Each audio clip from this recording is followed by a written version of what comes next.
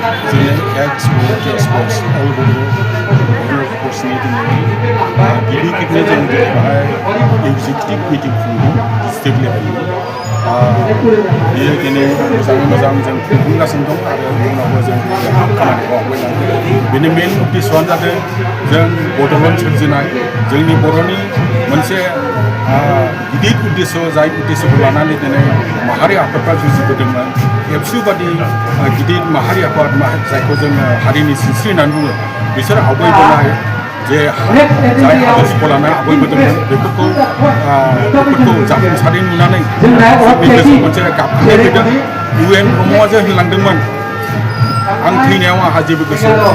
दुखु गैया बरंस जुदि आंनि सानस्रिया बड'लेण्ड बिनाया जाफुंसाराबा आरो मानसिफ्राबो बेखौ बे साननायखौ जाफुंसार होनो हायाबा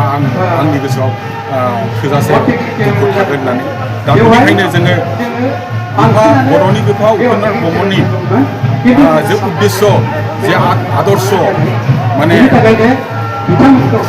गोथार फोथायनायजों बर' हारिखौ खौसे लाबोनायनि गेजेरजों मोनसे फिरफिलानि आन्दाराव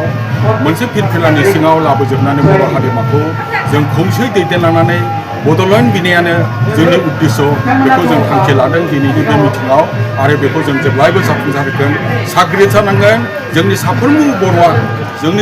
बर'आ गावखौ साफा साफा बे जुजिनायनि दावहारु होनना साननांगोन होमब्ला जों जाफुंसारनो हागोन जाहाथे जों आं खावलायो साफ्रोमबो बर'आ जाहाथे बे उद्देश्यखौ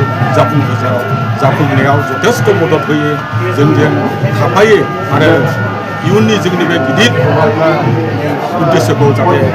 जों मोनफुंहैनो हायो बेसेबां आंनि रायजोफोरनि खाथियाव बर' समाजनि खाथियाव खर' गंग्लाय खुलुमनाय थागोन।